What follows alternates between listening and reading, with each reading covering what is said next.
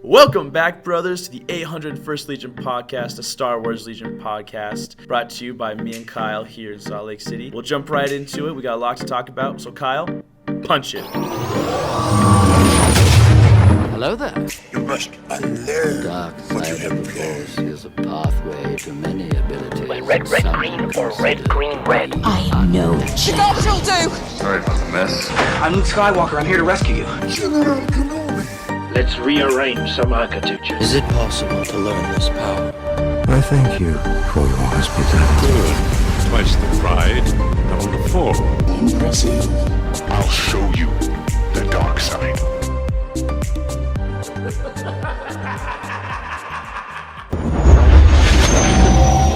All right, coming out of hyperspace. Here we are, boys. How you doing, Kyle? Oh, I'm so good. That was a good trip, if I do say so myself. Ooh, baby. Oh, yeah, I pushed that in us into hyperspace real good, sir. Oh, man, but it's good to be back. It's good to be back, as always. Man, like this last week, there was just so much going on, and all of the stuff going on, I was like, I can't wait to talk about that on the podcast. Dude, so much to talk about, dude. And we say that every week. You know what's interesting, right? Like when we get asked about this podcast, and they're like, "Oh, you're doing a Star Wars Legion podcast?" Like, that's interesting. And usually their question right after that is like, "Do you have enough content to do that every week?" Dude, yeah. It's like, what are you talking about? Like, It's like, I don't think we have enough time for the content every right? week. Like, I guess we could do like a 5-hour podcast and break it down, but no. Like, I mean, yeah, I guess if we were doing like to the extreme that others do, I don't think we're ever going to get to like the 3-4 hour podcast. No. I think today's podcast will be plenty long with how much we have to discuss. That's for sure. Oh man, but yeah, like that's what I'm saying though. There's just never going to be a shortage of what to talk about. We're always going to have everything. I mean, just look at FFG's news page on their homepage. Half of it's Legion. It's all Legion. It's so wild. as long as they keep doing that, thanks, boyos. We got the content. You'll love to see it. You'll love to see it. Man. You'll love to see Dude, it. And it's also been a big week for just Star Wars in general, Dude, man. yes. Like, that's other things to talk about. Like since we've met last, the Clone Wars has had its debut for season 7. We have the High Republic. We're gonna get into all of this, guys. if We're you so live in excited to talk Colorado, about it. it's the High The Republic. High Republic. Oh, no. Visible happiness ensues. Oh, man. Okay, yeah, so today's Intel briefing is going to be a larger one for sure. It's more of a Star Wars news breakdown than just a small little Intel briefing. But the Clone Wars Season 7, Episode 1 did, in fact, release. Matt, what did you think about it? 8 out of 10. 8 out of 10. That's pretty good. Not a 9 or a 10. It was I'll say it got me really interested in the arc. I love the visuals, and it made me feel like I was at home with the Clone Wars again. So are you the kind of breakdown. person that feels it can't be a 9 or 10 unless if it's a conclusion? Because I'll be straight with you. I am very much that way. I don't know. Like, you got to think, like, there are particular episodes of Game of Thrones that I think were really good, and they were, like, kind of, I guess you could say mid-season breaks or even, like, second or penultimate episodes. But I think I wasn't expecting the episode to blow me away, and it did great. And you got to think, like, an 8 out of 10 is really good because, like, average is 5. Good is, like, 6. Right. 8 is still really good. 8 is still, amazing. Is still a very good score. Yeah. But it also kind of left me going for other episodes. So I guess, yeah, in answer to your question, kind of. Yeah. But not really. And I think as a standalone episode, it was good. But I'm excited more to see where this arc goes. Because I wasn't really like, I was like, okay, the Bad Batch. Like, I just want to get to the Mandalore stuff. That's the big thing, right? Like, we just want to see Ahsoka and Maul duke it out. And if that fight's not at least 10 minutes long, I'm going to be kind of upsetting. 2 episodes of just that. No. But I mean, yeah, we should have a good little chunk for that fight, no doubt. I don't know about half an episode, but yeah, a good chunk. My thing is just, I'll be honest with you, I like the episode a lot. Like, I don't even know what I would rate it. I'm sorry I put you on the spot for that. No, it's fine. That was just off the cuff. Like, I would probably actually rate it about that. I did, only because, like overall, I gotta say the animation and art is just absolutely stunning. Stellar. It's clearly a step above. I'm watching it on my 4K HDR 60 frames per second screen, right? And oh my gosh, how do they do that? I don't know, but So like gorgeous all the way around. The character models looked fantastic. Like I don't know how they pushed it even further. The story, like you said, it's a really good introduction to an arc. There's just a couple things that I just kind of rolled my eyes at. See, I'm intrigued because like I couldn't remember anything that made me roll my eyes. Like what was it for you? Because It's just it's really petty. It's nothing that I expect anyone to have to be upset over either. I recognize in myself that it's petty, but it's just the Bad Batch, dude. I don't like. Yeah. You already know. Like I can guess what you're getting at, it's just Delta Squad 2.0. Like it's just like, why not just use Delta Squad? That would have been so much more interesting to me. But maybe they have plans for other things. Plus, Delta Squad's like pretty recognizable, and if you don't know them by Delta Squad, you know them from Republic Commandos. Like, you at least know that. Well, what I think is interesting is that I actually watched a video, kind of people breaking down the origins of Bad Batch, and they're kind of literally based on them. And it's kind of funny because in the same TV show, a couple seasons earlier, we literally see Delta Squad, which I thought was interesting. But I will say, as far as game mechanics go, I would love to get like a clone commando squad, and if you'd like, you can upgrade them with Bad Batch members. I think that'd be pretty cool. Okay, so do you think that like technically the Bad Batch are Republic Commandos? Maybe they're going to explain that in the future episodes. I don't know, like, because they're not. I don't think they're specifically a group because it does say like experimental. So maybe they're more like, Army Rangers kind of thing. Yeah. But here's the thing too, like ARC troopers are still technically Republic Commandos. Oh, they're aggressive reconnaissance commandos. Yeah, that's what the ARC stands for. See, I'm glad you know that. I know. Yeah, but that's the interesting thing. It's like Republic Commandos could be cast. Rex is a Republic Commando. Commander Cody is a Republic Commando. Technically, yeah. Like, it's interesting. But we're talking like squares, not rectangles here. You know what I'm saying? Like some may qualify, but they are not the rule. Yeah. Well, I mean, it's interesting too because I'll have to having this discussion because we didn't quite get to the cast this week about the episode. Yeah, and I mean, I know you guys were probably, just so upset about that. We just had so much going on this week. We had the tournament that we ran. We had an insane amount of workload on top of that. So the timing for the cast just did not work out for us, and we apologize, guys, if you were looking forward to that.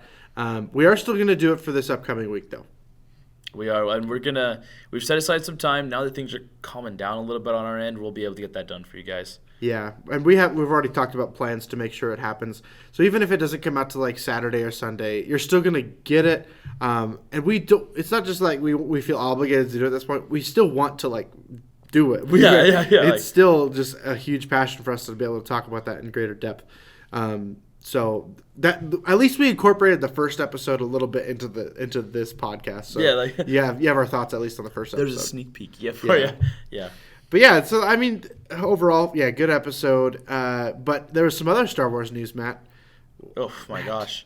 This is something that I've been excited for a while with the quote unquote High Republic. Yeah, we're taking it back.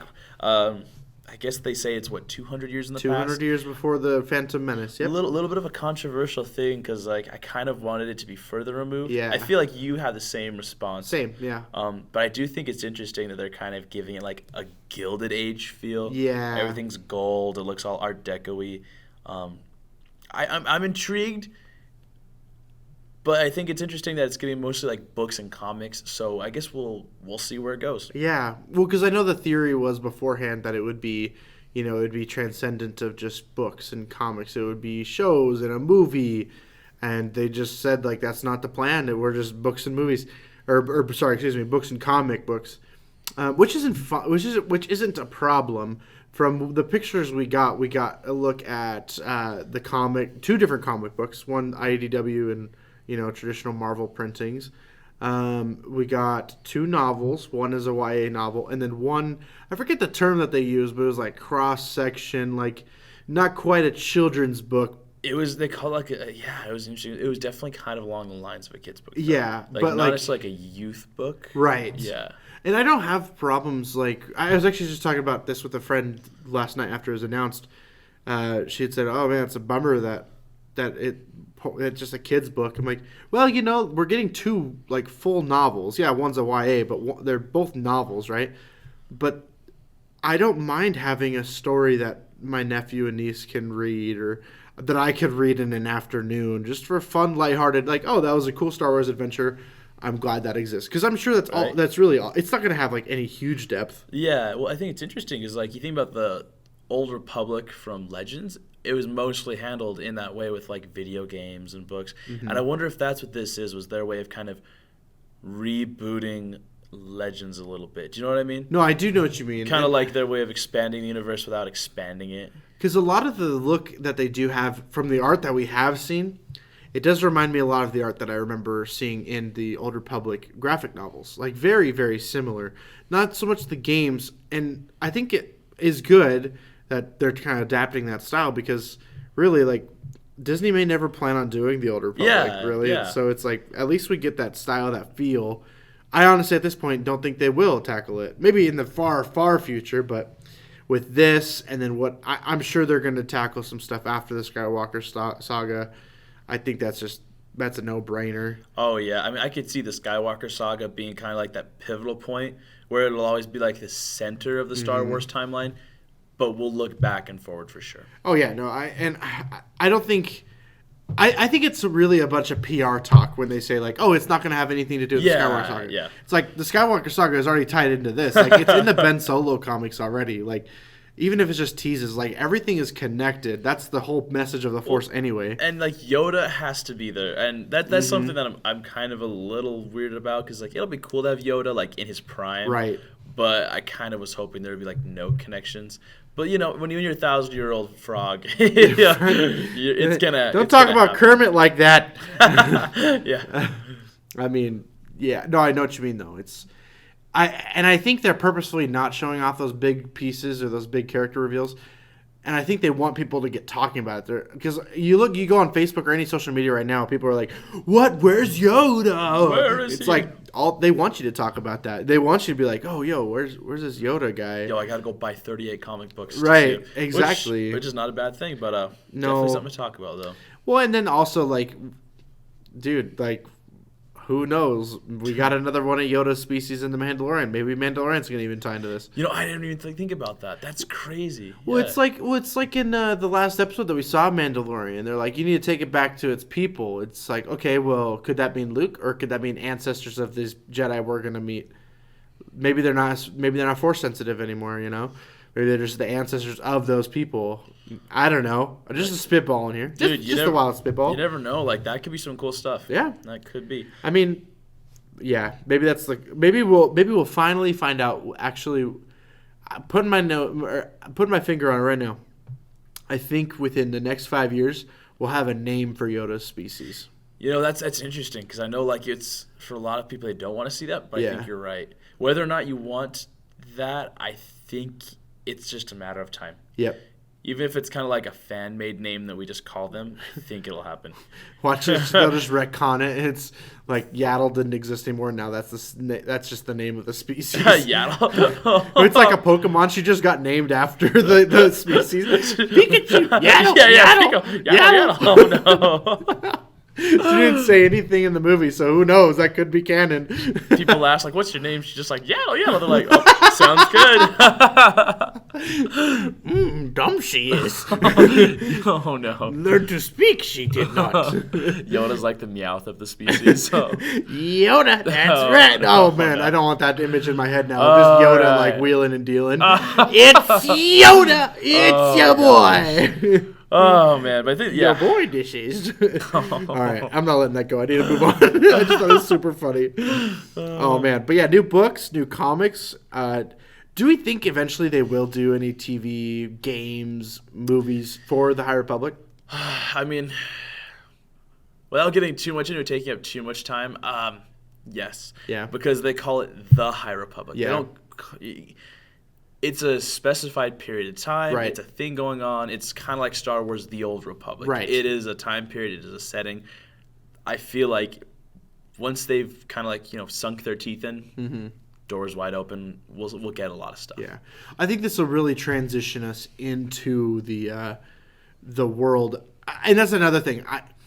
I don't buy it for a second that this is going to have no ties to the Skywalker saga. There's a reason why it's set 200 and not 300 years. Right? Not like 5,000 or even 1,000. Right. If they like, you think about the Skywalker saga, it went from the beginning of Anakin's life to Episode 3, 30, not quite 20 years. 20 years, right? He's like 10 and then he's like 30 or not quite 30 in Revenge of the Sith. Oh man, I think he's technically like 25, mid-20s. Yeah. By Revenge of the Sith. So like 15 years, right? And then you jump from another 15 years to A New Hope, which is 30 years, right? And then you jump from that a couple more years, and then so on and so forth. The 30-year jump between Return of the Jedi and Force Awakens, like you're pushing almost 100 years with just the Skywalker saga. It's really alone. only like 80 years total. Yeah. So like to think that that's not gonna have something carry over from that, like things. What I'm saying is things that happened in the Phantom Menace carried over, and maybe not as much as we'd like, but did carry over and were seen and represented in the Rise of Skywalker by the end of it. So to think that the High Republic won't at least be represented or at least lead into something. It'll touch. Yeah. It'll touch for sure. I just think it's PR talk. They're like, oh, yeah, you guys want something new? Here it is. Also, we're still leaning on this crutch super heavily. Nothing's new. Which isn't a bad thing. Like, Star Wars wouldn't really be Star Wars with no Skywalker saga content, you know? Like, even in the Old Republic, I remember them alluding to, like, the chosen one of the future, you know? They'll talk about stuff for sure. Even if it's just, like, 1 second, it's going to bring it all in. But, you know, this is a Star Wars Legion podcast, so the big question is, do you think that we will get High Republic content in Star Wars Legion? Oh, man.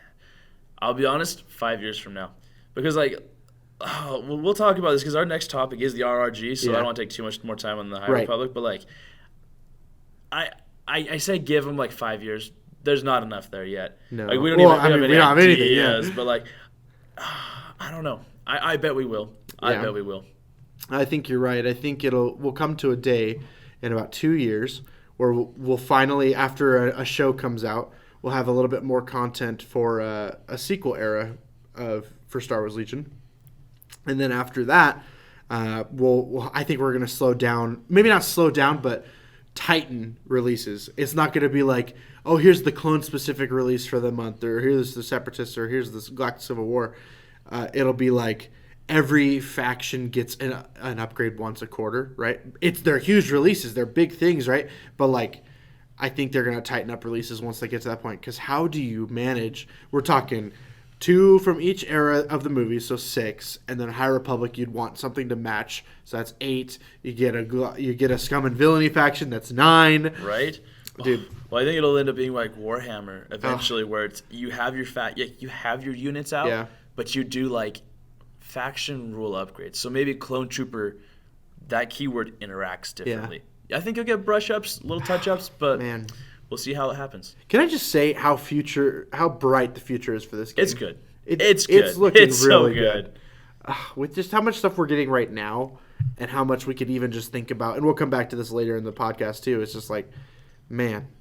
There's a lot. We're pretty lucky to be on board at this game as early as we are, you know, even though we were a year late to the party.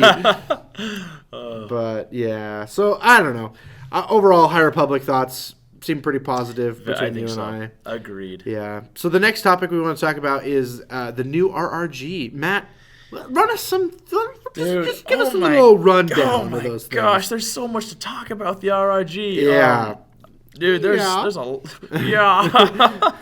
I think for me, my favorite thing, because we'll get to the Tons and the Shores, because I think that's a little bit of I would say controversial topic, but I think in some people's minds it didn't go far enough, and in some people's minds it went just perfect. You know what I mean? Yeah. Like there's a full spectrum of ideas. I have my thoughts as a Tauntaun player. Do you want to just start there? Because I don't know. Like, here's the thing. I never really did get the full abuse that people were afraid of the Tauntauns. I never ran triple Tauntauns. I never did that. I think you ran double. I ran 2 quite a lot. Yeah, like they're really, really good.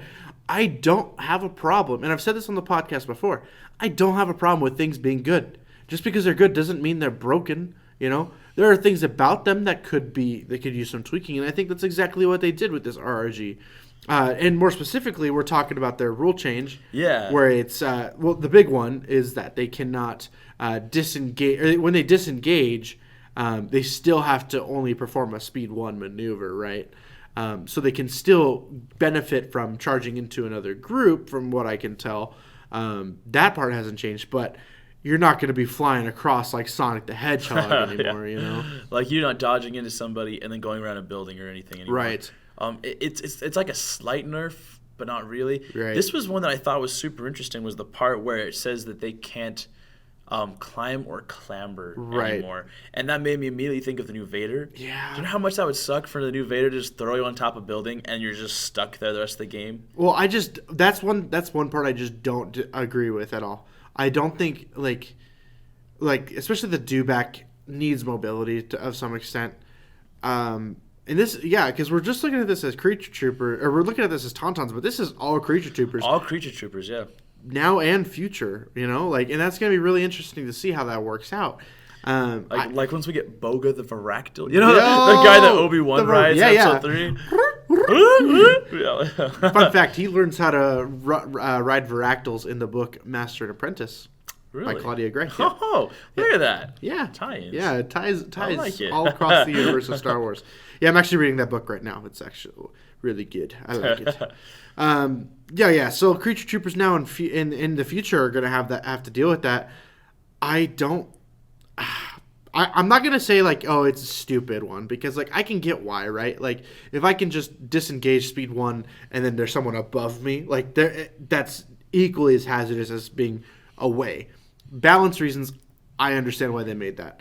And I think it's between those two, I'm okay. You know, one I totally agree with, and one I am not so on board with. I can live with that. You know, it's nothing like, they're dead. Tauntauns are gone. Nobody's ever going to play them ever again. Yeah. I think they're still going to be as prevalent. You know, they're still really good. They're still getting their maneuver or dodge tokens for outmaneuver is the tank keyword. Agile, thank you. They're still getting their dodge tokens from Agile, which is like essential to that. The only thing is, what I want to say further about this, and then I'll go back to you, Matt, is I think that this is the calm before the storm. I think the real balance change with the Tauntauns is going to come when they revisit points. And it's interesting because that's exactly how I feel as well. Mm-hmm. But I will say this: having watched LVO and seeing how the Tauns went, because here's the deal: the Tauns get those dodges. Yeah. If you get them into heavy cover and they have the dodges, okay, that's a lot. Right. But you do just roll crits. Right. If you're rolling crits, they don't care. And I'll be honest, with the Taunts having easier said than done. Just roll crits, guys. Gosh. Easier said than done. Just surge your crits or high velocity or whatever. But surge double crit. Yeah, surge. We love you, Crab. We love you, Krabby. Love you, Krabby, my boy. Oh gosh, but it's interesting. Is I agree with you 100%.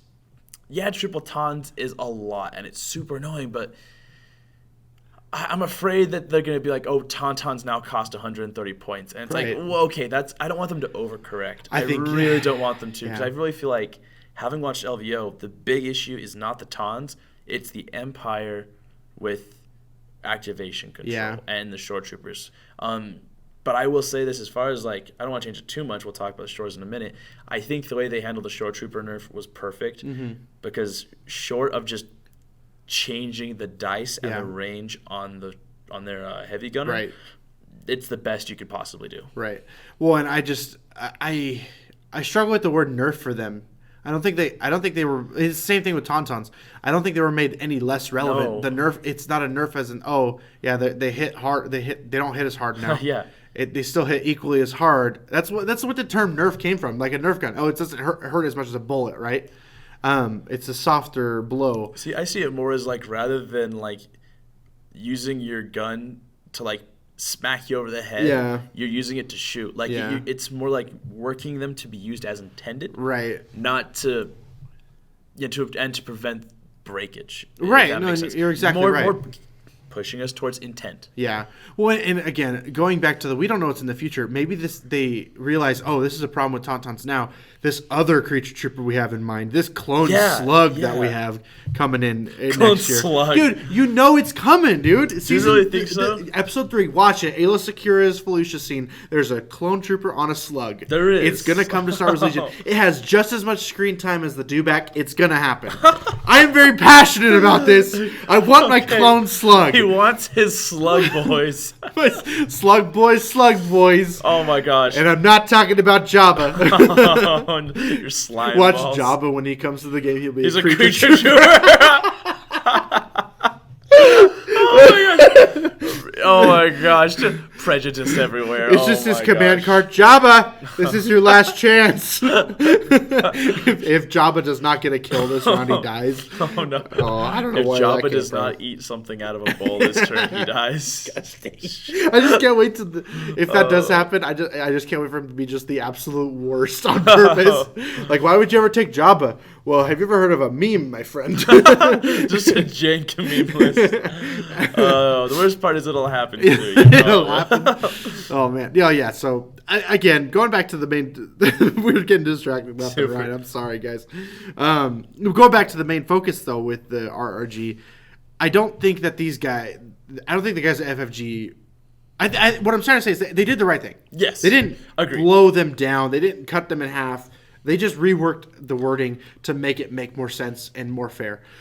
I am super glad they didn't touch any keywords for the unit themselves. I agree. I know a lot of people are like, oh, take RAM away, take Agile away. Like, no, that's what make Tauntauns good, my friend. It didn't have those. Why would you take them? Like, why would I want to roll 2 creature troopers with white saves with no dodge tokens? I will say this. I think RAM does need to get changed. I don't mind. I think maybe if you change it from blanks to just kind of, you know how marksman's going to let you improve hits to crits? Make RAM just marksman and melee. Does that make sense? No, I have no opposition to that, but I don't want them to get rid of it, is what I'm saying. Yes, and I agree completely. I don't. Tauntauns without RAM it would be dumb. Their gun is still really good, though. Their gun is probably better than it should be. 4 reds, 4 reds at range 2, and you're getting there quick. Yeah. Well, it's funny. I've talked about this with you. Is that I think the Tauntauns perform how I wish the Wookiee Warriors performed, where it's just this unit that gets in melee contact left and right. But meanwhile, when I play Wookiees, I have to keep him back and just like, all right, bowcaster shot there. See you next week. I'll take that Pierce one and just walk away. Yeah. Yeah, I don't know. I don't know. I'm just really glad that they didn't remove those keywords. They didn't touch them at all, right? Like and they still could, right? They could still just rebalance it when they rebalance points in September. Was when they're planning on it? I mean, later I know fall. They said September, but I think I'm pretty sure Alex Dave was hinting at a points rebalance like in the next month or two. I think Worlds will happen, and within the first month after Worlds, we'll see bigger changes hit. Interesting. I don't think they'll get a point change enough to where it's going to drastically affect it. I think Tauntauns... I think they'll change them to like maybe 10 points more. Yeah, exactly. Because like if you think about it, that adds up to 30 more points to doing triple Tauntauns. And that's almost a core unit. It is. You have to drop a whole other activation if you want to take triple Tauns. And that makes you think all of a sudden, because that's like, well, I can't take my sniper teams, or I can't take anything else. Yeah. And I think that's totally valid. I'm not in the camp where I don't think the Tauntauns can't be touched, right? Like I think everything should feel fair. But again, I've harped on this before. Make other things good instead of making things bad, and they're on the right track to do just that. And on that, I kind of want to bring up the next one, which is the comms relay. We hinted at it, but I don't know. Here's my take on the comms relay as an Empire player. I don't think it changes things as much as people would think. I get you can't play standing orders and suddenly you've got orders everywhere, but I think you still get the exact same effect if you take Krennic and you pop comms relay on your Death Troopers. Sure, yeah. Not maybe to a little bit of a lesser extent, but there's workarounds. Right. And you have to refresh my memory on how people are running these. Is it that they're with their activations, they're getting issued an order, they gain an aim token, but then they share that now they issue the order to someone else and they lose their order? Or do they not get the aim token at all? They have coordinate like droids. Yeah. So you give it to the shore. The shore gets their order and their aim, and they also issue an order to the emplacement. Oh, okay. But the way people are running it is you would do a chain. So the emplacement, you would give him comms relay. So he would take his order, pass it to the next shore. So by the very end, you would have 3 shores or maybe even 2 shores plus like a Medroid unit. Probably the Medroid unit because, you don't want him to go first. And they would all have orders. And so then when the shore troopers went, they could move and shoot, and they'd already have an aim, or they would aim again and shoot. Yeah. A lot of these things going on. But like, and then you have the command card that passes off aim tokens once you don't made use it them, really or once you freaking do use them. good. Yeah, Made it no, really it's good. super nasty. It is. It made them very good. By taking away, emplacement troopers can't do that. It does kind of hurt rebels, but I'll be real. Whenever I see rebel vets, it's always like 1 rebel vet. It was never 3. So. Right. That's the thing. It's like I see rebel vets as the unit that like while people are learning the game, they're like, oh yeah, they searched both ways. I should probably get that. I should take them. Yeah. And then you're like, no. I think range 3 is what kills them, man. Yeah. Like, 'cause you set up that one gun, and if you're not in range 3, it's like, right? Yeah. And there's a whole podcast into itself talking about the weaknesses of the rebels. Not that, I would say the intricacy, yeah. There's a lot we could discuss there. But yeah, overall, comms relay, its rework with non-emplacement troopers only. I don't think it's a terrible thing. I really don't. I think it's not like you're not going to take short troopers now. Like, you're really going to take short troopers in mortar. You're just not going to get all the benefits that you once did. It's the same thing with tauntauns. You're not just going to not take tauntauns now, or you're not going to take short troopers now. You just have to work a little bit harder. Yeah, exactly. And I don't think people will have a problem. No. But there was a lot more in the RRG also, man. Little hinty at the new stuff. Hinty. One of the most intriguing things to me was the keyword incognito. Gee, I wonder who's going to have incognito. Really? I wonder, it sounds like something that would go with a droid. Just, a droid. Because the FFG, or the RRG itself, man, they have a lot of acronyms. You ever think about that? FFG, RRG, MOV, SOG, SOS. SOB. Yeah. I am that, though. SOB, POS. No, so incognito... I think without a doubt, like they talk about it in the RRG itself, some units are incognito and cannot be detected by the enemy faction.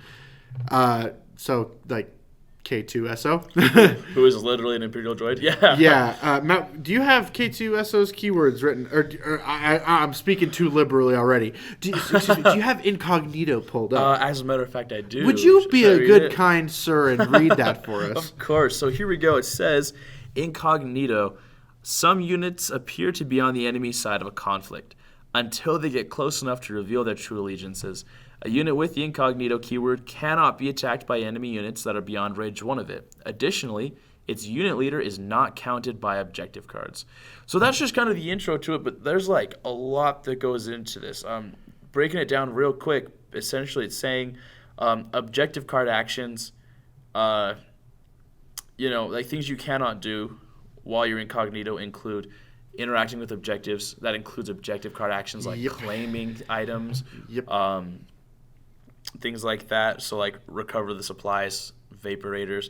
It also talks about hostage exchange and bombing runs. So you can't drop tokens, pick up tokens, things like that.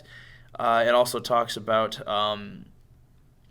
there are other things that will take away incognito, like getting attacked, being attacking, or interacting with things in such a way. So for example, I don't know if this is true. You brought this up, but it might be true. If you have secret mission and you're incognito, by triggering secret mission, I believe that would that drop? Yes, because that would be an objective. I believe, that's the thing. First of all, there's a couple things we need to address there. There's no guarantee that K2 has secret mission. I think he does. You think he? Yes. I think he does personally, because with all this hindrance to him, incognito, you can't be shot or attacked by anyone, But here's the thing: if you breathe, you're gonna lose that. Yeah.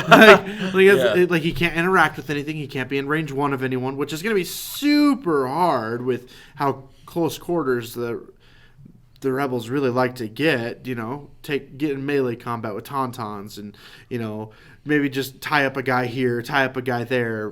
ATRT get in range 1 for the flamethrower. Like rebels really benefit from maybe like no mid range, but short and long range with the snipers or whatever, and Cassian's gonna have that sniper as well. Well, and this is something I want to bring up is like with Cassian being a 1 to 5, where does the use for incognito come? You know what 1 I mean? to 5? You mean on his gun? I'm sorry, 1 to infinite. Yeah, I was gonna say because you don't want to be at range 1. So like where does infinite come into, or the incognito come into play for that unit, or what do you think? I think fundamentally, you can see this in K2 and Cassian's announcement pictures. There's enough tokens that I'm almost positive that K2 is going to be his own unit as well. He's not going to be like 3PO where he has to be attached to R2. I think you can just use K2 as his own unit. He's going to have special abilities, I think, either way you want to deploy him. Do you think he'll have stuff kind of like calculate? Yeah, calculate the odds. I think will be really smart for him to have. Secret mission. I think he'll be R2, and fundamentally, I think he'll be R2 and 3PO. So he'll be like the other side of the coin. Yeah. Okay. And I think he'll have secret mission. I don't think secret mission will break his objective or his incognito, because that's really the one thing that I think would make him worth it. And the reason I'm such a firm believer in him having secret mission, we have R2 both for the Rebels and the Republic that has secret mission. Republic is getting Padme. I think Rebels are just have a prime suspect on their hands for someone else that can have that same objective. Because bounty is twice represented in the Empire. Oh, I see what you mean. Like, so it would equal it out. You should have twice. You should match secret that mission somehow. should be twice as well. Okay, yeah, that's interesting. Yeah, and I think Cassian will give benefits to K2 if they're in a unit. I think honestly, we're going to see another Han and Chewie situation where it's like teamwork. If they're in range 1 to 2, they get this token, Yeah. So maybe that's the whole point, is that like you have him sitting out there when the time is right, you pop him, and then you just have him go get secret mission for Cassian. That'd be interesting. Because like that's just one of the many keywords here, but like there's also I want to bring up long shot too. Like long shot is another word. Was another one. Another keyword we found in there. Fundamentally, that's going to be one that is a no-brainer for fives. They said fives is gonna in the stream for the announcement of the ARC Troopers.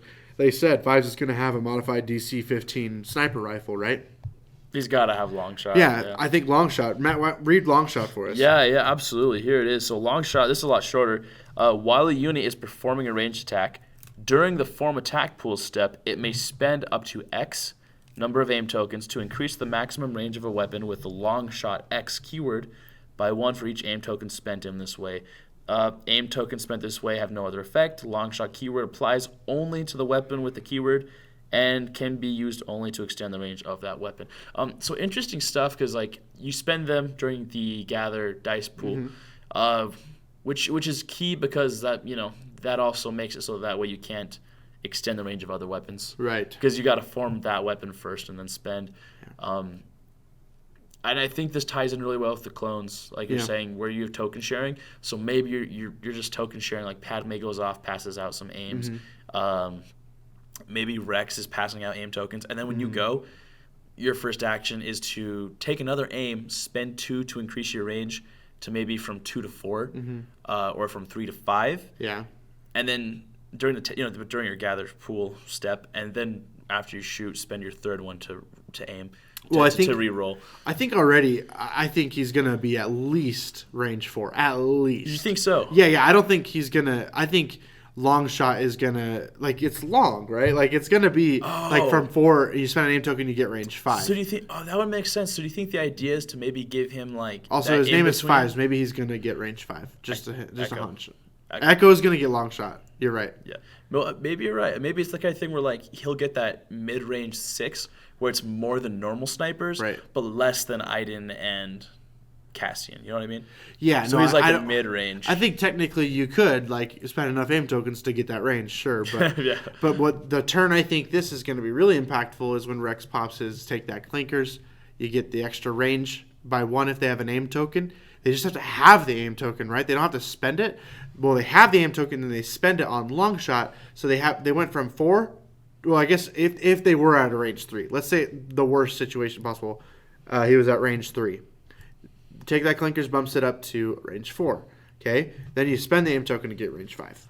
It's such an interesting thing because I think one of the big things with the clones is they couldn't get shots off early. Mm-hmm.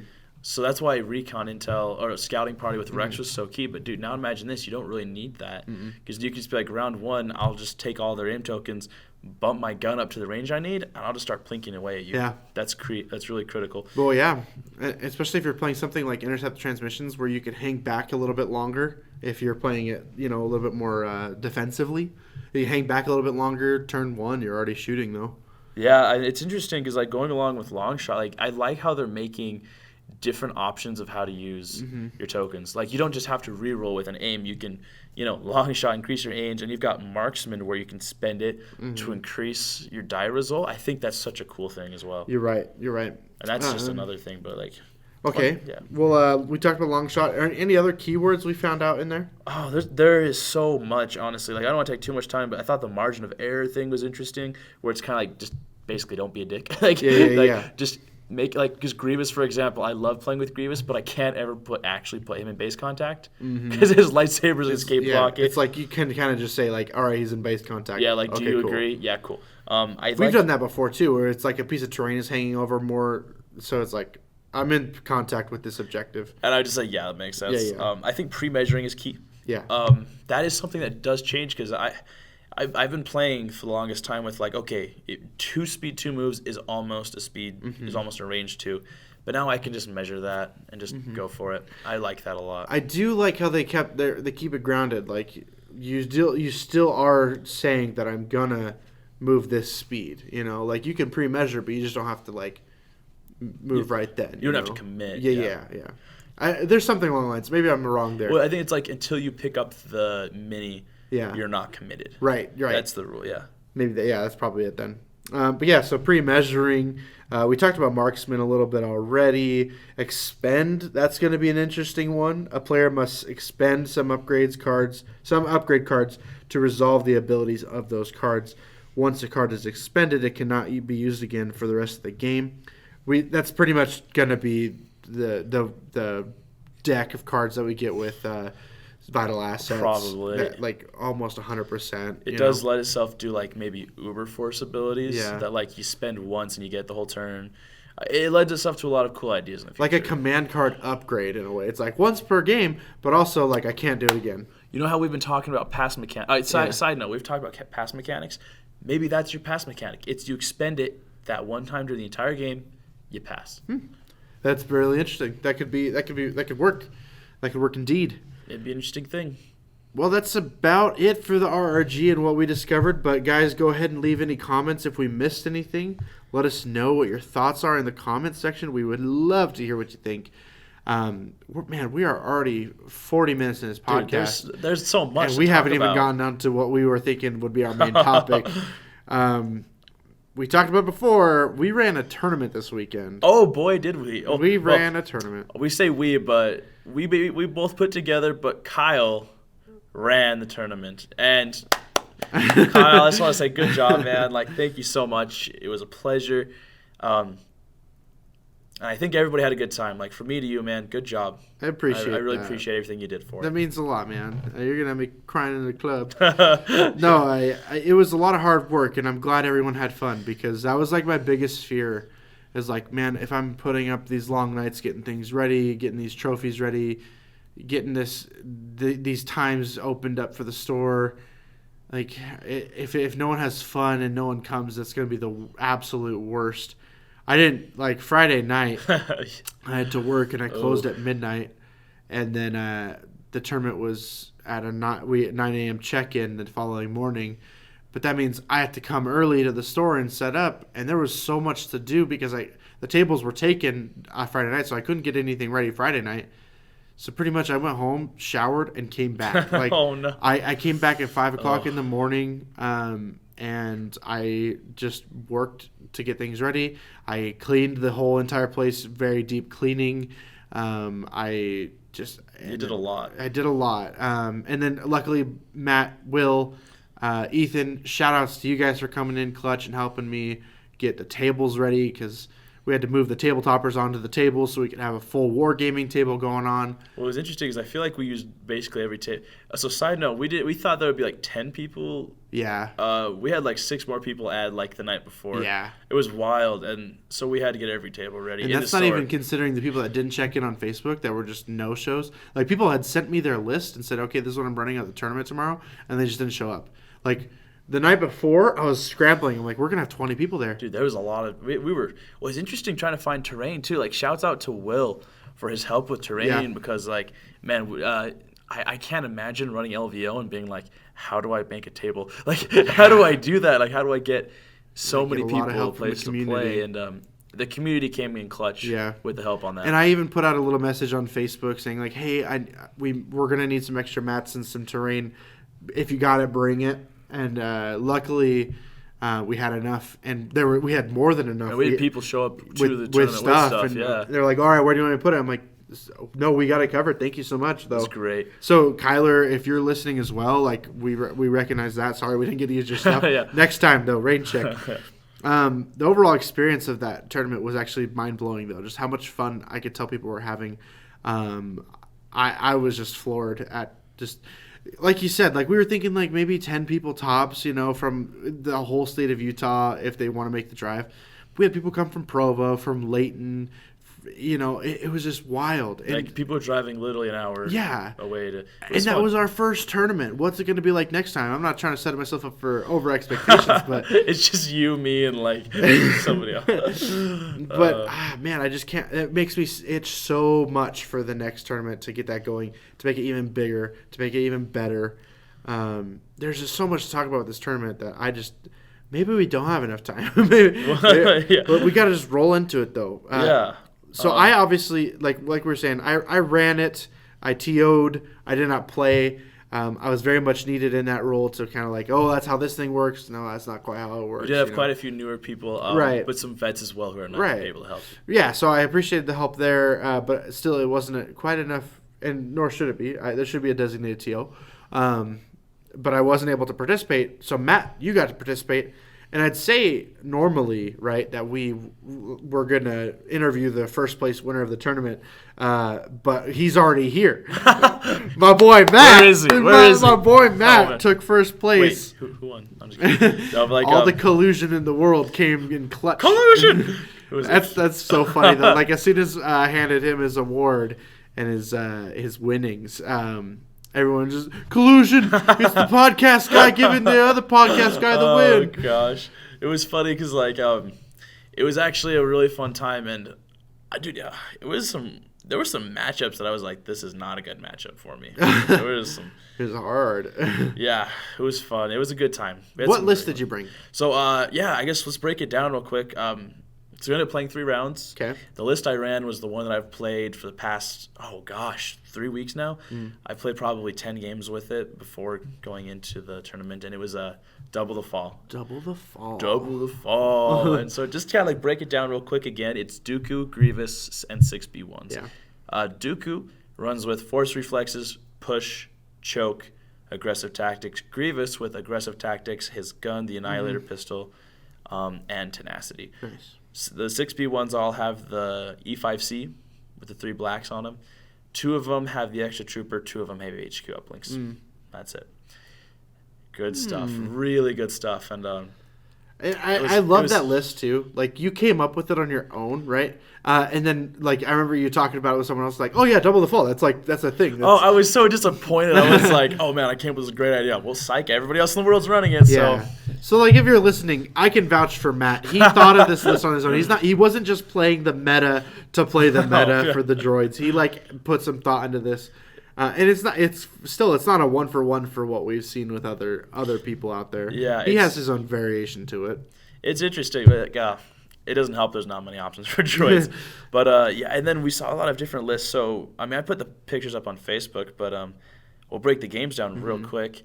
And I want you to interject as well because you got the chance to watch a couple as you were TOing. But round 1, we played an ATST list. Yeah, you hate to see it. It was funny because there was 4 lists, was there? There was a lot of lists With with ATSTs? with heavy vehicles in general. And I played 2 of them, which was Yeah. which was wild. There was one gentleman that had an ATST and a Gav in one list, and boy, oh boy, I don't want to play that ever. He performed super well. He did. He got did fourth well. place in the entire tournament. He That did. was really great. But yeah, just quick breakdown. Game 1, like I said, I put a couple pictures for each thing on the Discord. But basically, I was able to push as blue player. So I had my list was 797 points, but I got blue player 3 out of 3 games, which was wild. Either because I had the bid, or because my opponent chose to take red. What was your total point value? 797. And we had talked about that. A lot of people were going for a perfect 800, and it's like, that's odd. I played 2 lists that had perfect 800s. One person beat me, and the person that beat me took red player. It was interesting. And did they out-activate you? They did. Oh, okay. Which was That interesting because they out-activated.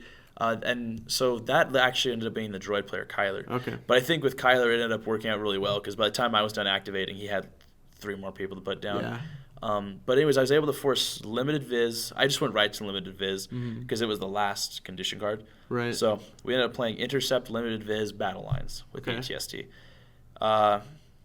And we were on a terrain piece that had lots of buildings, like 2-story tall buildings. So there's a lot of line of sight, a lot of blocking there, and just kind of inched up a little bit.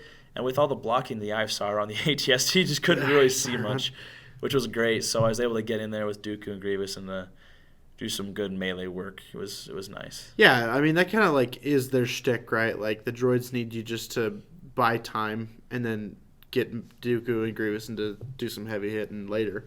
Yeah, and it was really nice because like I saw the way he was setting things up because you know what's interesting is I saw snowtroopers a lot during this tournament as well, with flamethrowers and with grenades.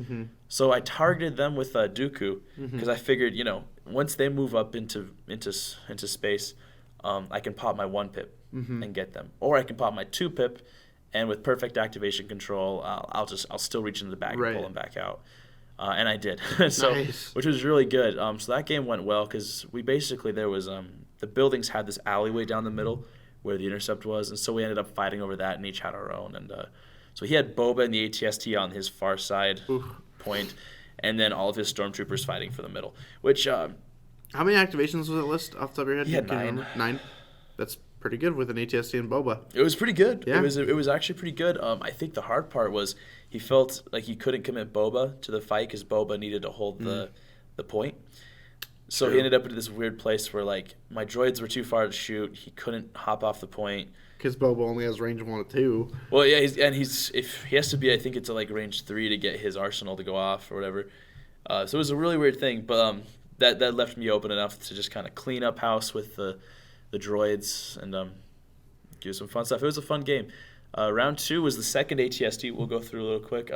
This one I was on the soloist table, which was the exact opposite of line of sight blocking. There was no line of sight blocking, and I wasn't able to force limited viz.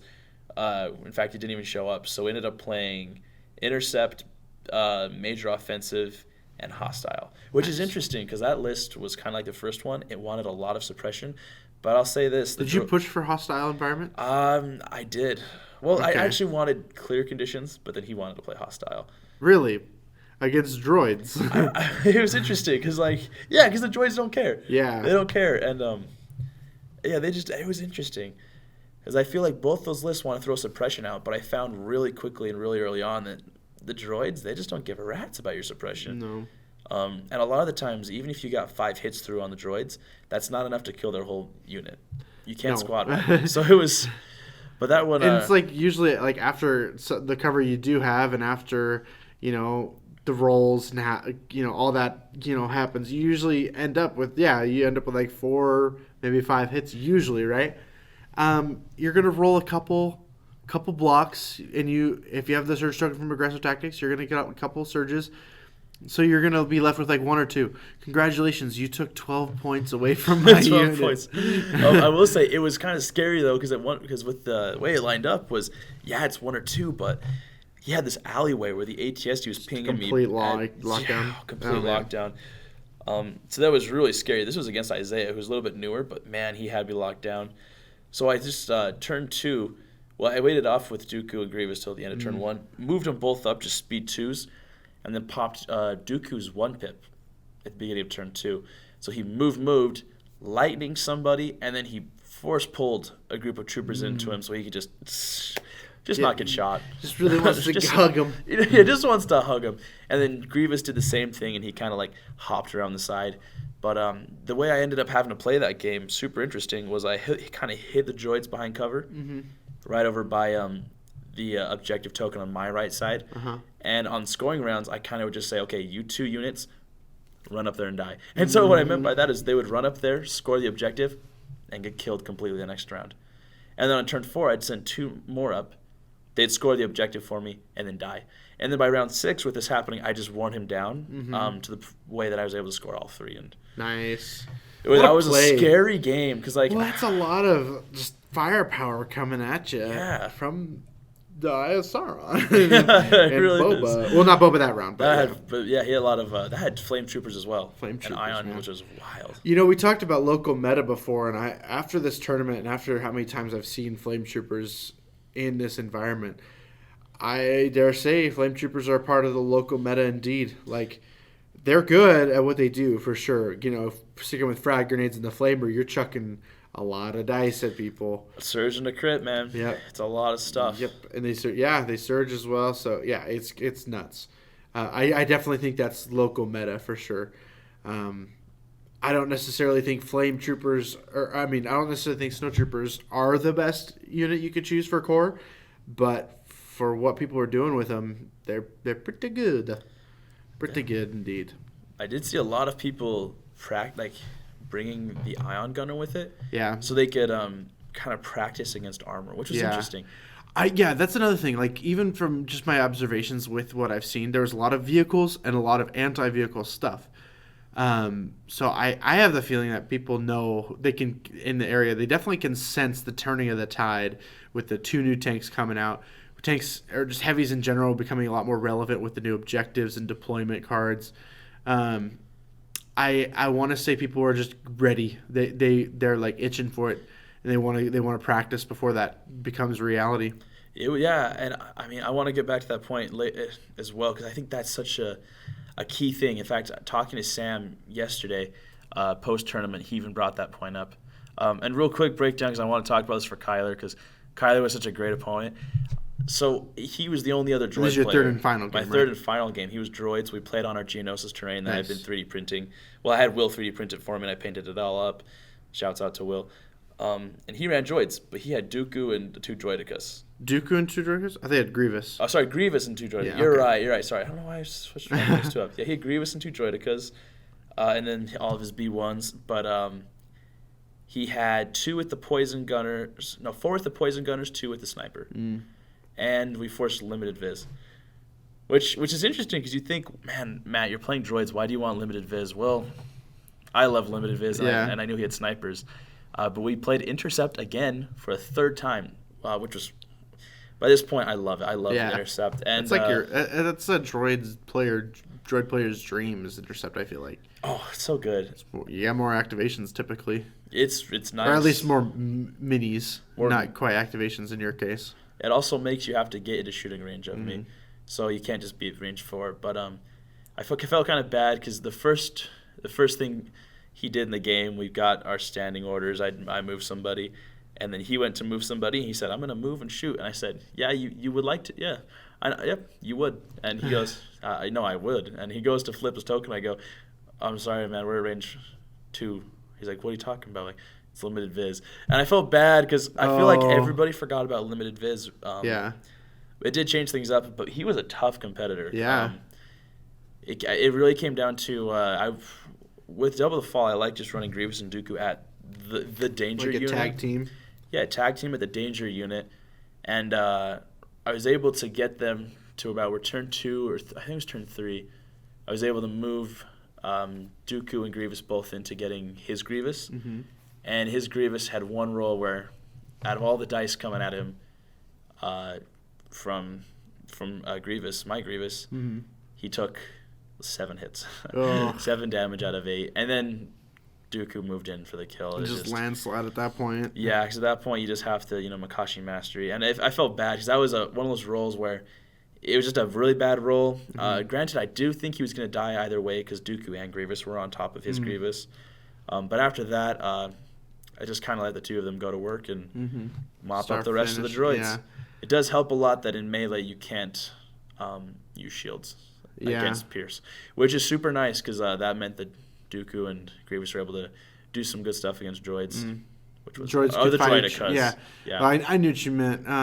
So the droids just kind of end up fighting the droids, and Dooku and Grievous take care of the droidicas, and then just clean up everything. Really, just becomes a kill match at that point. It does, and so we ended up calling it. We had enough time to get a 6th round in because by the time that you called for a soft dice down, he had about a unit and a half left, and I had everybody. Well, I had 3 units left, and then Grievous. And Dooku. So we decided to call it because we saw where it was going. But overall, great game with Kyler. I haven't ever played against droids because I feel like I'm the only droid player in the community. But great time, man. Great time. And I played nobody except people I had never played before. Yeah. Which was a lot of fun. I'm glad you had fun, and I'm glad you got to play some. Because was that your first time playing droids against droids? It was. It was. There you go. Yeah. So now you can finally say you know what it feels like. It's let me say it sucks. It is a rough time. But yeah. So other parts of the turn that we want to talk about. Matt kind of already touched on a lot of this too. Just trends we noticed. A lot of limited visibility, right? A lot of intercept transmissions. Well, a couple things I noticed. We talked about armor heavy and anti-armor heavy, but dang, I just noticed a lot of low activation lists. What did you think about that? Because you were the TO. You saw the lists. You got to see people playing. What's your take? I would say only about 10% of the so we're talking like 2 or 3 lists that had 10 activations. Like that's it. And we kind of use that as the gold standard, right? 10 activations is what you want to shoot for typically. Of course, if you have like really good solid 8 on some lists, you're good to go.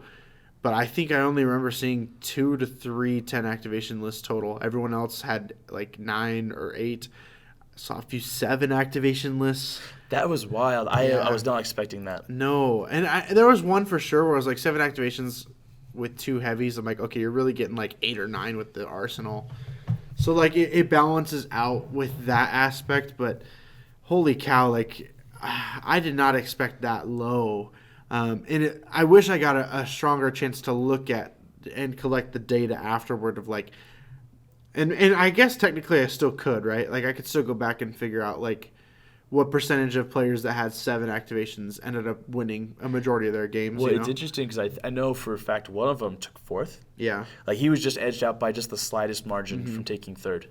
Yeah, and that's completely accurate. And I would love to see more people experiment with lower activation. I still think 7 is probably just too low. And maybe if these individuals that had 7 activations had, 8 or 9, they probably could have edged out for a higher position in my line of thinking, at least. I don't know. What are your thoughts on that? No, I agree. And I think what your point was leading into with the like how do you fit in more with like a tank and a Gav? You've got the ATSD, the Gav tank, or maybe you've got a bunch of ATRTs, a bunch of heavy hitters. I did see a ton of targeting scopes. Yep. I think that was like something that I noticed with a lot of new players. They took a lot of it. And I understand for like stormtroopers, you're just trying to maximize keywords, and I think that's a good point. That there is a case to be made for it, but I didn't see. This is where I think the point should have gone. Snipers. I don't think I played against a sniper strike team the entire time. Yeah, granted, as a droid player, I don't really care. Sure, you pierced my B1s. Awesome. I'm sorry. I'm not gonna let you get my Dooku and Grievous with your snipers. But But against other lists, like we had a lot of Empire and a lot of Rebels. Like I would say it was like 70 to 80% of Empire and Rebels, and those lists should have had snipers, but I didn't see them. Yeah, I mean list-wise, like we had 2 clones and 2 droids. So, I guess that's 70. So theoretically, 12 out of 12 possible factions or 12 possible lists. I think only like 2 had snipers at all. I think Will had one. I think Becca had one as well. Oh, yeah, no. Actually, I know for a fact there's 3 because I lent my snipers to 2 Rebel players that needed a sniper for their list. And I was happy to do it. Like, it's fine. So I let 2 different people use my sniper, which is funny because they played each other, like, in round 2. So it was my snipers killing their The snipers. battle of the brothers. My snipers, yeah. So any victory on that round I concede, or I give to myself. I won that round, even though I didn't play. So yeah, 3 total lists with any sort of sniper representation, which I think, honestly, like, I don't want to sound like I'm a meta, I got a hard on for the meta or anything like that, but that's odd to me. Like, if you have the option for strike teams, at least with how everything is now, like, you want to at least, they're cheap activations, they're good at long range, they're not going to get shot too often, and late game they make excellent token grabbers, Yeah, I was thinking about, like, why did we see what we did? And I think you hit the nail on the head already. A lot of people that I was talking to were thinking, well, once the droid and the clone tanks come out, armor is going to be big. Yeah. I don't know if that's 100% true, but I do think we'll see a lot more tank play, especially once vital assets come out. So a lot of people were just thinking along the lines of, well, if I need points to counter a tank, how do I do that? Yeah. I think when that line of thinking is what you're doing, sometimes you're going to think, well, maybe I'm dropping the sniper strike team. Well, and I helped the gentleman. I helped the interesting. gentleman make his list the night before because he had a couple questions on how to make something that he wanted to work, how to get it to work, and he had a double D-back list with. Let's see, I'm trying to remember his commander of choice. I believe it was Krennic. Yeah, Krennic with some short troopers, and he had a list that he had in mind, and I wanted to stay true to his list. That I want to just help him make the best out of his ideas, right? The one thing I did say very adamantly, he only had 1 strike team in there.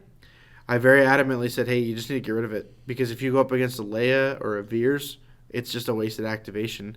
Like, 2 is the minimum, I feel like. They have a better odds, at least, being useful. I see what you mean. Like, 1 is not enough. 2 or 3 is worth your time. Right. And, I mean, because if it's 1 also, like, not only if they even if they survive, right, they're still just going to, like, ignore you, they can just avoid snipers. They'd rather just tussle on the ground, and so I strongly suggested him to get rid of it, and so he can get a better activation count with better units, right? So he ended up taking a couple short troopers, a couple mortars, and then he took I don't think he did he took flame troopers, and then he took some death troopers, but he kept his triple dewback.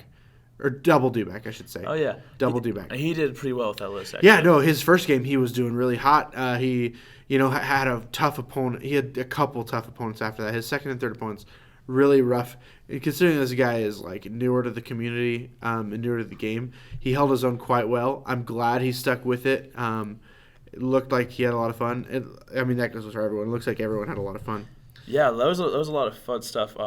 There was one part of the tournament, though, that I think was interesting, and we obviously don't have a ton of time, but, like, I do want to bring it up because I think we need to acknowledge this.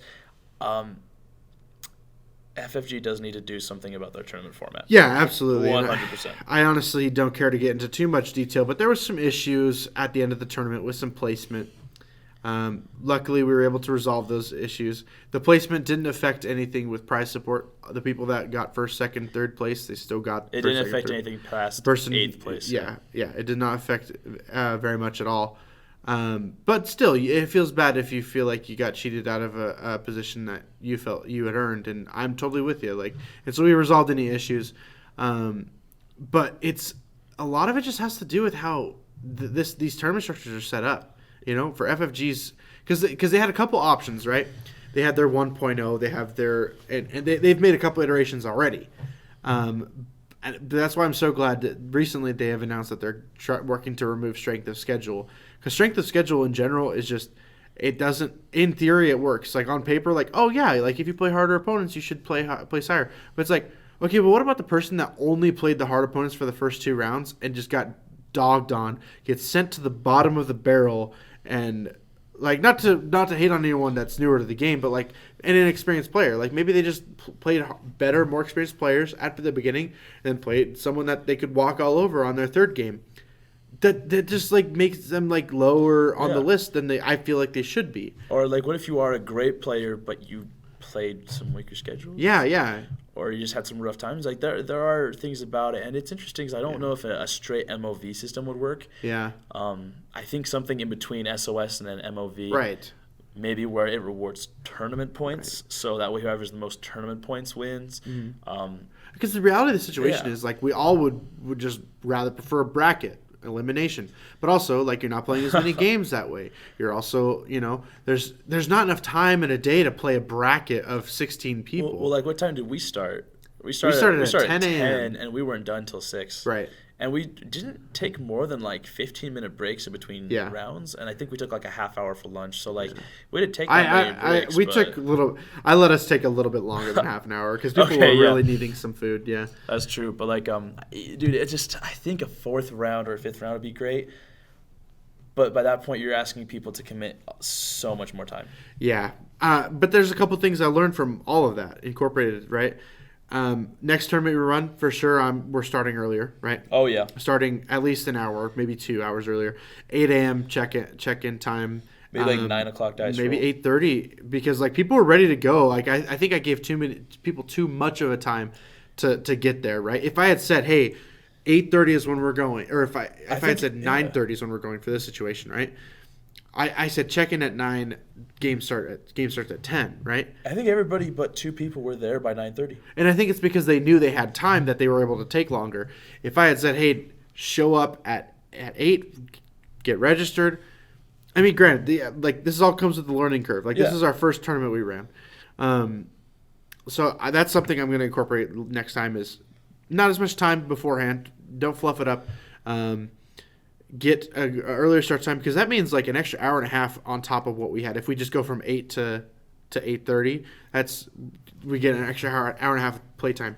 That means we would actually be only out a half hour later, but we'd also get another round.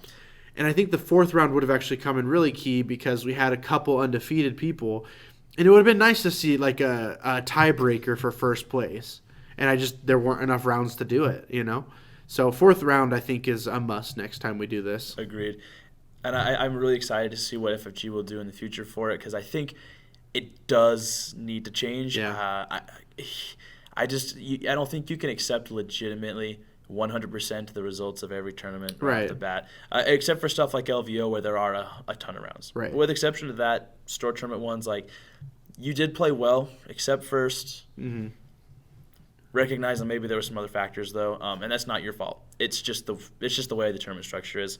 Well, now that you're saying that, I got reminded of how some tournaments worked for some sports that I participated in high school. There would be placing heats, right? Like some seed heats, right? Yeah. I almost think I wonder if like for a tournament, if people are willing, like you get together on. With an opponent, or like throughout the week or something. Throughout the week before you get together with an opponent, and that's your warm up, that's your practice game. But that already determines kind of like a soft strength of schedule. So that way, people playing each other are like already kind of equivalent. I don't know if that would actually make it worse. Now that I think about it more. Well, I get what you're saying because I think that's where the Armada system, and I always bring up the Armada system. I was going off about it in the Discord. I was hungry. I had to eat that day. We'll just say that. Yeah. But like, I do think the reason I like that system is because it does help you not just play somebody who had a win and a loss, but it lets you play somebody who has similar or equivalent tournament points. Right. So if you lost the game, so the Armada system, no matter what, each game you will either get anywhere from 1 to 10 points, and it gets split. Like if the winner got 9 points, the loser get 2. Winner gets 8, the loser gets 3, and it kind of comes up to the winner gets 6, the loser gets 5. And that's practically a tie. But that just makes it so that way you could have you basically end up playing people who have the same amount of tournament points as you. So you might have lost all your games, but you might play somebody who has won all their games but has very similar tournament points to you. And it kind of helps you determine on the number of wins. And so by round 3, you're generally playing people who are the same level as you. Not always. A 4th round probably would be better. But it's still better. It's still better than what we've got now. I have looked into other systems like the Infinity and Warhammer, but I don't know if they're exactly what we need for Legion. Yeah, Legion. The truth is, Legion is its own beast. It really right? is. Like the solution has to come from FFG, and they have to look at their data that they have that we don't have access to, because we're just two dudes with a podcast running tournaments in Utah. Like they have way more data than we have, right? And so I rely on them to make that firm and solid decision. Do not break that trust. do not break that trust. But that's pretty much it with our experience. I like to get your gauge on scoring overall tournament experience for you. Let me hear it. Out of 10 overall tournament. It was. I think it was definitely a 9 out of 10. Nice. It was such a good time, man. Meeting everybody there. There were so many new people that I met. There were people that I knew on the Discord but didn't know in person. People who I'd met when I drove an hour away down to Provo that came up for games. Just everybody was friendly. Such a great experience for the community, especially, and I'm excited to see the community grow. I'm excited to see where these people go, and I'm excited to not win the next tournament. You know what I mean? Because a lot of the people here are learning quicker than I feel like I'm learning. Yeah. So I'm excited for them to surpass me, and to surpass us. Threshold to... Dude, seriously, I'm excited for it.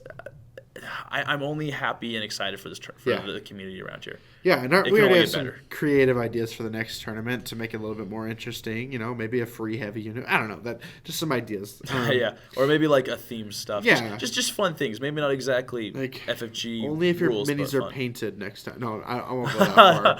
I still want people to enjoy their game, even if they haven't gotten the courage to be as bold with the paintbrushes as we have. But anyways, that's it for the tournament segment. Moving on to community questions. Casey from Discord asks, what are your opinions on FFG's constant supply problems? I know of several stores that don't carry FFG products anymore because of it. Do you think they will ever fix this issue? Oh, man, swinging for the fences with the questions here. Fantastic question. Let me just say that. Well, this is something I've been wanting to talk about for a while. Yeah. Well, especially because, and I'll preface it because I want you to talk mostly about it. But here's the preface, is that the store we particularly order from, we don't order directly from FFG. We support the FLGS. They're not able to get a lot of the product coming out on Friday, or, I guess today, the day the podcast comes out, because of distributor problems, and that has to do with FFG. Yeah. So, Kyle, having been somebody who works at a game store and dealing with this for months, give us a response. I want your answers. What's your take on it? That's a loaded question there. So first and foremost, our distributor alliance, which is the biggest, let's just kind of they're a good distributor. Yeah. It's the biggest distributor in North America. They're responsible for getting FFG's products from FFG to us. That's their job, right? They have been very good to do as much as they can, but they just have not been getting enough stock from FFG. So, we, like you mentioned, the release coming up this weekend, or the day of the release of this podcast, Friday, we're looking at getting not nearly enough of the units that we're expecting. We're getting not even enough to fill our pre-orders. So it's this really hard situation they put retailers in to then decide, okay, which pre-orders, get honored first. And I'm a firm believer of first come, first serve. Like, you pre-ordered, you put your money down, you waited longer. You paid off in a pre-order. You paid off. Also, who paid it off first, not just who put $5 down, We're not getting enough B2s battle droids. We're not getting enough Phase 2s to fill pre-orders. But what's really funny is we're getting way too many Saber class tanks. Way too many. We're getting 10 for the store, which we really only need about half of that, because I know right now, because the clones are a little bit less played, we only have about 5 people that are willing to pick it up, and that's just for day one, right? Or we only have about 3 people that I know that are going to pick it up. 5, and then the 2 is for those wild card customers that come in that early week to get the product. But the idea is that you get an initial wave of that, and then next week you get more, right? Because you sold, right? FFG's problem lately is that they haven't been able to provide Alliance, and thus us, the store, with enough product to last. So when we order, we just order as much as we can because we don't know when we're going to get it again. That usually ends up with getting overstock, because there's some things that just end up not selling as well after a week or two of being on the shelf. Case in point, Rebel Commandos. They just don't sell very well at our store. People get them for the snipers, but if they don't play snipers, they just don't care. What's interesting is once you've got your sniper, you don't need to buy more. Right. Well, and they're not as recognizable as Scout Troopers. Scout Troopers like, oh yeah, those are the guys from Return of the Jedi. I'm going to buy those. Scout Troopers go really fast, but Rebel Commandos, no one knows what those are, right? If they don't play Legion already. Anyways, just to stay focused here, there's a lot to unpack with this because I know a lot of people on Discord were sympathetic to FFG and I am too. Like, I understand it's hard. Like, this game is popular. There's a lot of demand. It's going to be hard to meet that demand all the time. A lot of people were quick to defend him with, like, the coronavirus thing going around. And it is to an extent a very valid point. Yeah. No, yeah, it's legitimate. My problem is that that doesn't excuse why they can't get us tournament play cards and why they can't get us the tournament kits 5 months after they were supposed to have already. That's a whole other thing. We're still waiting on Season 4 from 2019, which I've ordered time and time again. That's a whole other thing because it's interesting when you talk about that thing because you and I, we've driven around to we don't just support the community in this store, but we drive to other stores throughout the week, play at some other locations. 2 of those other locations have gotten the tournament support stuff. So, like, you can get your Clone Wars promos, your B1 promos, your Droideka promos. But our home FLGS hasn't been able to. Yeah. It's interesting too. Because I wonder how much Asmodee has to do with the distributing. Asmodee, since they own FFG, so I don't know if they have quotas or maximums they're letting FFG produce. I don't know. Oh, they said this is as much as you can produce right now through the manufacturers. I mean, because it's not a new concept that companies have done for scarcity to drive up interest, right? Because when that happens, right, when B2s, right, super recognizable unit, really cool models, looks like they'll perform admirably on the table, right? People are going to talk about that and where do I get some? And then it's going to be yeah, we don't actually have any. What does that mean? That means when they do come out, that person's going to be inclined to get more than they need because, I don't know when I'm seeing these again. Well, it's funny because you and I talked about this recently with, and I always bring up Armada, but the Imperial Light Cruiser is exactly that. Right. Where for it was probably 6 months you just couldn't find them, right. And every now and then you'll find one in a store, and so I find you get people on Reddit and on Twitter who are like, hey man, I found 5 of these, so I bought 5 of them, and so there's a big scalping issue with that, where the ships that should cost $15 to $20 are going for $50 to $60 online because that's just the only way you can get them. Well, who's losing money there? FFG. They're the ones losing money because that extra money from that sale is going to the person that scalped the product. It's really an interesting thing, and we also talked about with Armada. I wanted to talk about this with you because I think you have an interesting opinion on it. That with the FFG and Asmodee shakeups, do you think that will make the issue better or worse? Or because if you asked me 2 weeks ago, I would have said better. But this release has just shown that they're lately there's something behind the scenes that they're just not being transparent about. I don't want to say they've dropped the ball, but man, they're tossing it up and down real lackadaisically lately. They can still get the product out, but we're talking delays, and then when the product does come out, we're talking about not getting enough. I get it. Other games have it worse, right? But Asmodee being as big as they are, as FFG being as big as they are, having these kind of problems and not being transparent as to why they're happening, it's kind of concerning, especially when you're in the midst of a time where that game is getting canceled. That game is getting canceled. Oh, those are both Star Wars games. Is your Star Wars game next? Even if you want to say oh no, Legion is safe, it's still scary to the new guy that is just picking it up and wait, I just got this Star Wars game. Are they going to cancel this game too? That's true. And they're seeing the store not stock it. It's oh no, it's already happened. Well, it's funny because that's exactly what Casey was saying. Was at the other store they just don't carry FFG products anymore, and that hurts. That does hurt the community a lot. Where maybe there's that guy who he can only go to his local store. If he can't pick up Legion, then his community's not going to grow. Yeah. If you're at the small town Iowa, you're in Minnesota or Missouri or you're somewhere where maybe there's one store. If your store has distributor issues, you're not gonna carry it. Right. You're not gonna build that. Well, and I totally get the side of it that these are all first world problems. Yeah, we will live. Totally. We will still play our game. We'll still enjoy our. I'm still breathing. Yeah. These are not issues that are keeping us up at night by any means. But to answer truthfully to Casey's question, I do get bugged by it because I have to break the news to customers that like, oh yeah, your 2 units that you pre-ordered that come out today, yeah, sorry, we just don't have them.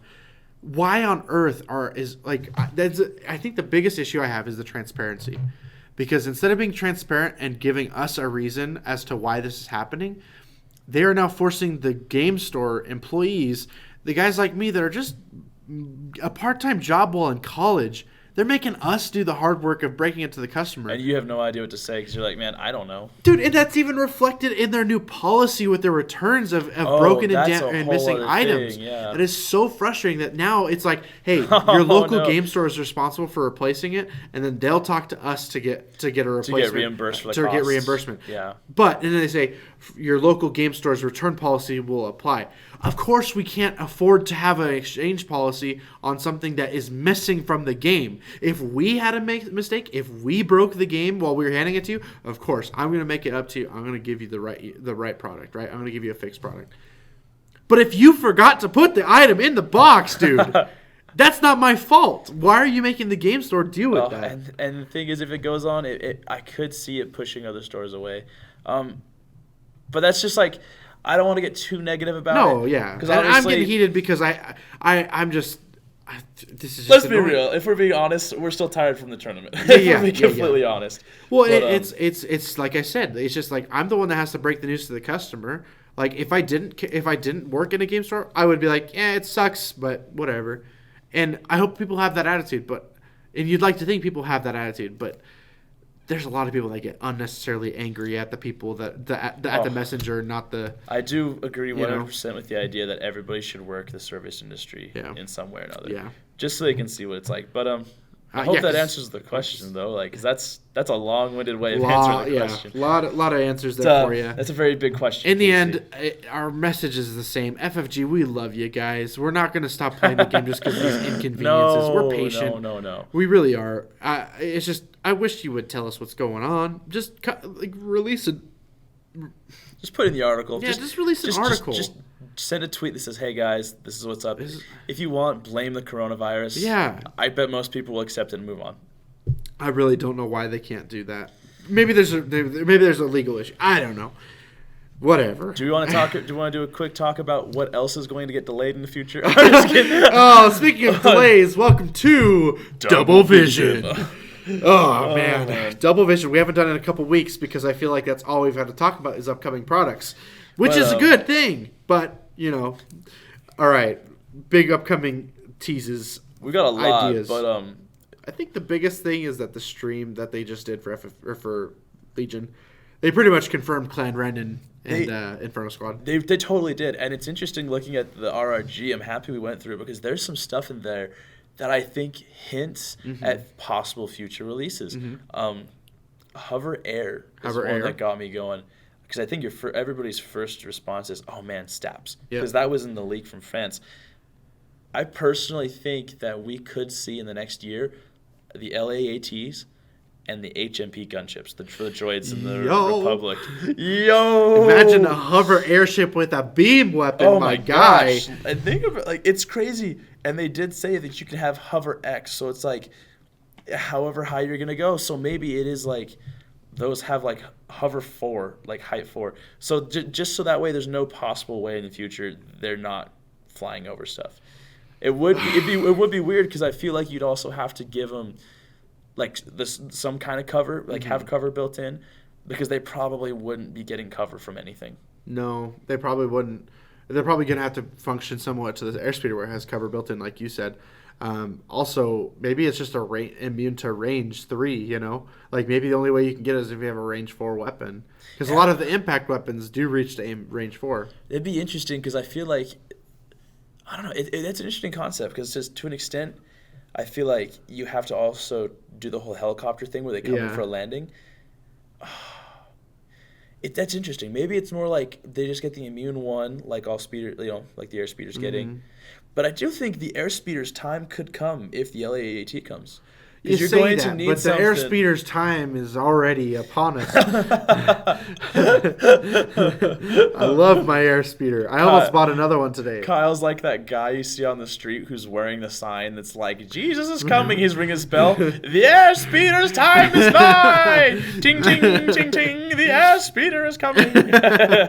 Oh man, I just love that thing so dang much. And I saw a couple people run it at the tournament, and I was proud of them. Yeah, I was proud of them, and they're like, "Oh man, this thing sucks." I'm like, "No, you just gotta do it better. Stop criticizing my love." It was a good time. My kid's not ugly. Yours is ugly. My kid's not ugly. Yours is just attractively inclined. Oh gosh, but I don't know. What about you? What do you think is coming in the future? Oh man, here's the thing. I think LAATs and the HMPs are a thing. I think they're gonna come. We need more like aircraft things, but not only do we just need more aircrafts, but we also need big things. You see where I'm going with this? You see where I'm going with this? You mean like the death? No. big? No, I think it's only a matter of time before we get what is called a new. Yeah, you already know what's up. I'm trying AT-AT time. What? Okay. No, I think the AT-AT, the LAAT, the HMP. Sorry, Rebels. I think everyone is gonna get some sort of a new class or just a quote unquote super heavy. You know, I think the AAT or the LAAT. Sorry, and I've wondered for a long time if we're going to get an artillery. Yeah, like type maybe that's what the Rebels have. They just have. You know what I mean? Yeah. Because the clones and droids have literally like artillery mounts. I wonder if you'll get a new type of unit that's artillery only. Ooh, kind of. That's a good. I think you're onto something. Kind of like an emplacement, but like. I think you need to start working for FFG, my friend. FFG, if you're hiring, let me know. I'm just kidding. I already checked today. They're not. Not even for a line cook anymore. Right? But I gotta agree with you. Like, I wonder if we're looking towards like maybe a super kind of unit, or maybe it's like most of the points. Like it's gonna cost you like 400 points. Oh yeah. But like I don't think there's any sane person on earth that would say like, oh yeah, the AT-AT. 190 points. That thing should cost less than Boba. Yeah. Yeah, I don't think quite half, but like a 300, like Arsenal 2 to 3, no mobility because come on, like you just gotta. Well, and let's be real. I think the big weakness with it would be it would have one big arc and the sides would just have no weapons. Yeah. So it'd be really easy to arc dodge. Yeah, it would, but like once it gets, if you do have arc, you're gonna get punished. You know. Could you imagine getting like stomped on with that thing? Yeah, I can. I would love it. It would be interesting because it wouldn't be you just get displaced. It'd be like it'd probably You're be something dead. like you roll red defense dice and for every block you just lose a unit. Yeah. Do you know how interesting that would be? It'd be not fun at all, Right? But really cool too. It'd be really cool. No, I think also like we're talking scaling issues, right? Like the ATST is already like a little off scale just to make it fit better on the table. The AT-AT, man, all these abbreviations. The AT-AT, four-legged boy, I think you could play around with the scale and make them like just a little bit taller than the ATST, but twice the length because 2 legs, right? Like make him another 3 inches taller, right? Just play with it a little bit because like I don't think anyone's gonna have a problem with it scaled down just to fit the table. Right. I think people would rather have it in the game than have it not in the game. Yeah. And I mean, look at the Super Star Destroyer with Armada. Like that's not in scale, but it still works. I think that's a perfect example because they said that the Super Star Destroyer was in development from Wave 2. Yikes. So that was like literally months after the game came out. Probably even like a month after the game came out. So I bet they've already been working on the AT-AT. It's just a matter of time. Now, does that mean this next year? Probably not. But I imagine man, I'm going for holiday 2020 release. I'm going for it. Oh, that's a bold strategy. Especially when we just talked about delays. No, I think whatever 2021, holiday 2021. I think it'll get announced sometime this year. I could see that because you could also get like the Gen clone Con announcement. A Gen Con announcement. I think they have to have something huge. I think Gen we'll Con get. this I year. think we'll honestly get the cloned like Walker before the one with the 6 legs. Oh yeah. Well, because it's the same idea, but it's a little smaller. But that means 2 tanks for the clones before the droids have 1.